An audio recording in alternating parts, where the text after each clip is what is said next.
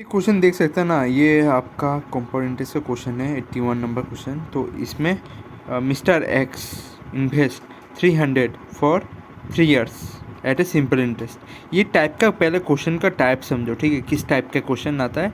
तो आप लोग इससे समझ पाएंगे कौन सा वाला ट्रिक पे जाना है। ट्रिक जानना है ना, ट्रिक जानने के लिए आपको क्वेश्चन समझना पड़ेगा, क्वेश्चन किस टाइप का है। ये दूसरा टाइप है, ये आपको समझना पड़ेगा।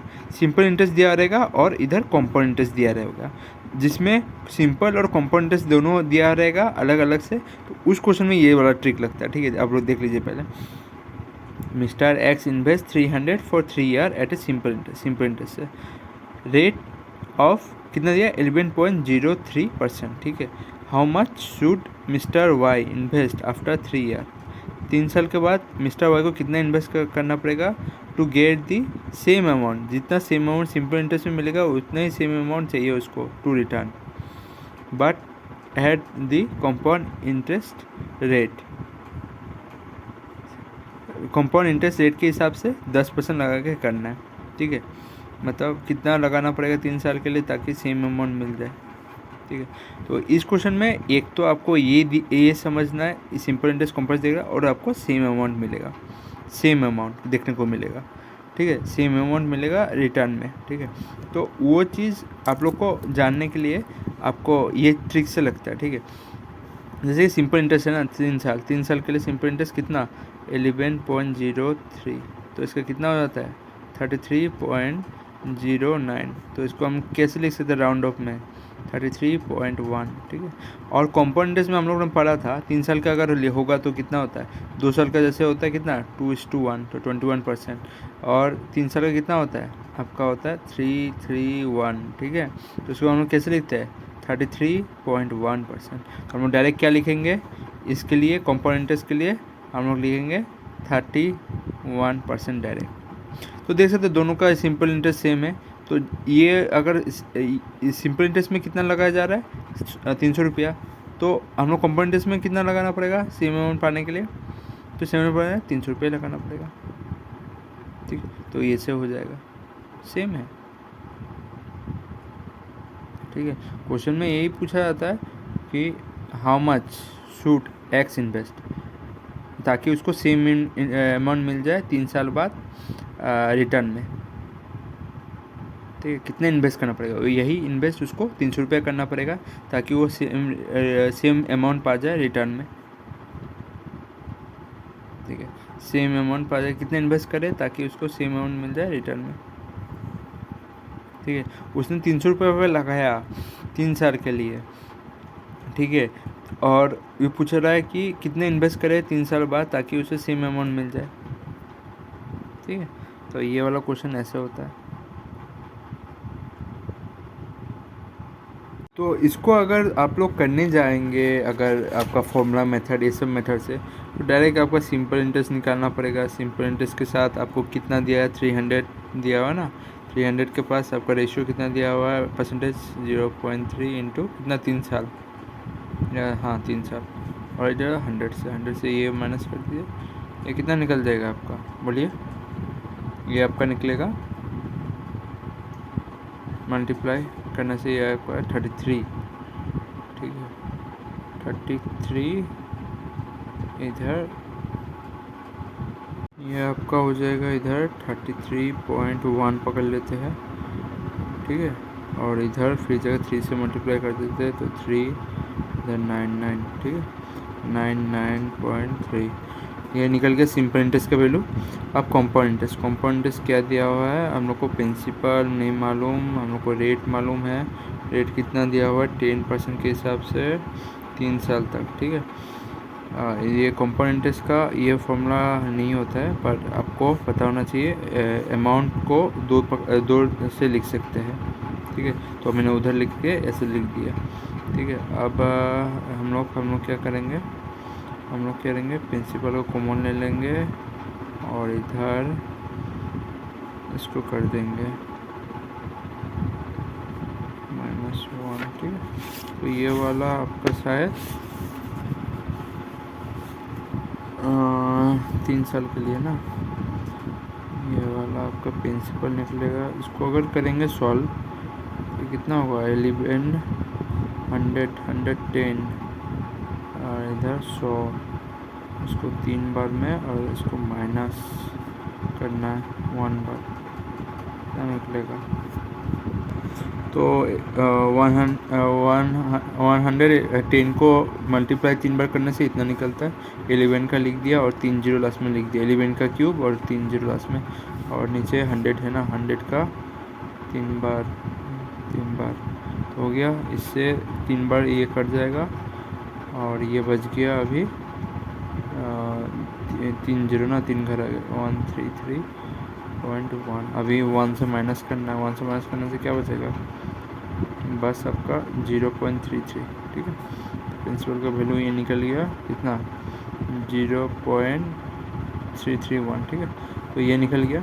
अब हम लोग क्वेश्चन में बोला गया था कि क्या बोला गया था, to get how much Y invest after 3 year to get the same amount in to return. Same amount चाहिए ना, इसको सिंपल इंटरेस्ट में मिला इतना और इसका कंपाउंड इंटरेस्ट में मिला इतना, ठीक है। इन दोनों को अगर इक्वेट कर देंगे तो दोनों का इंटरेस्ट सेम हो जाएगा, दोनों का इंटरेस्ट सेम चाहिए ना, तभी तो ये दोनों का अमाउंट मिलेगा सेम। समझ में आया मैंने क्या बोला? मैंने बोला कि ये सिंपल इंटरेस्ट का वैल्यू इतना है, ठीक है, तो उसको भी तो इतने ही चाहिए होगा ना कंपाउंड इंटरेस्ट का वैल्यू, यही तो बोलना चाहता है ना। कंपाउंड इंटरेस्ट और सिंपल इंटरेस्ट का वैल्यू सेम आना पड़ेगा, तभी तो उसका दोनों का अमाउंट रिटर्न में सेम आएगा, ठीक है, तभी तो सेम आएगा ना। इसका सिंपल इंटरेस्ट का वैल्यू अलग आ गया, इसका सिंपल इंटरेस्ट का वैल्यू अलग है, नहीं होगा ना। तो इसका सिंपल इंटरेस्ट का वैल्यू और इसका कंपाउंड इंटरेस्ट का वैल्यू दोनों का सेम होना पड़ेगा, तभी आपका अमाउंट का वैल्यू सेम आएगा। समझ में आया मैं क्या बोलना चाहता हूँ? फिर से मैं बोल देता हूँ, सिंपल इंटरेस्ट का वैल्यू और कंपाउंड इंटरेस्ट का वैल्यू सेम क्यों रहना चाहिए? क्योंकि जब भी सेम रहेगा दोनों का वैल्यू, तभी इन्वेस्टमेंट अमाउंट सेम आएगा, इसलिए हम लोग सेम करते हैं, इक्वेट करते हैं। इक्वेट करके अभी कैसे लिखेंगे? जैसे कि हम लोग को मान लो P into 0.331 is equal to कितना है सिंपल इंटरेस्ट, इक्वल कर दिया ताकि अमाउंट पता चले इन्वेस्टमेंट वन। तो आपको मिल जाएगा कितना, आसपास नियर अबाउट 300 मिलेगा, ठीक है, P का वैल्यू। तो इन्वेस्टमेंट अमाउंट और प्रिंसिपल अकाउंट इतना होता है, ठीक है। तो ये लॉन्ग प्रोसेस से हो गया, समझ में आया? ये वाला ऐसे होता है। ये वाला क्वेश्चन है, ठीक है, ये वाला क्वेश्चन NTPC में आया था, ये आपका 6 मंथ ना दे के 8 मंथ पे आया था, ठीक है। तो सेम क्वेश्चन था। सुनील एंड कमल 2 के लोन ऑफ 40,000 ईच फॉर कितना 1 ईयर 6 मंथ के लिए, फ्रॉम ए मनी लेंडर से लिया था, वो चार्ज दी सिंपल इंटरेस्ट, मतलब सिंपल इंटरेस्ट में किससे चार्ज कर रहा है? सुनील से, फ्रॉम सुनील। देखना ए 11% ऑफ एनुअली, ठीक है, 11% से उसको सुनील को चार्ज कर रहा है, और कंपाउंड इंटरेस्ट फ्रॉम कमल कितना चार्ज कर रहा है?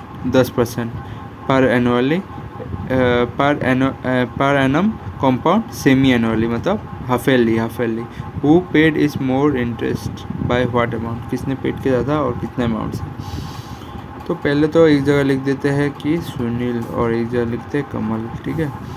तो आपको इसे पता है रेट कितना दिया हुआ है, एक में दिया हुआ है 11% सिंपल इंटरेस्ट में, ये सिंपल इंटरेस्ट का है, और टाइम ऊपर का दिया हुआ है, आपका टाइम दिया हुआ है 1 ईयर 6 मंथ ना, उसको हम लोग कैसे लिख सकते हैं 3/2, ठीक है, मतलब इसको 1:1/2 में लिख सकते हैं, तो 3/2। और कमल का बारी है, कमल कितना, कमल का रेट दिया हुआ है 10 और टाइम दिया हुआ है कितना, टाइम इसका दिया हुआ है हाँ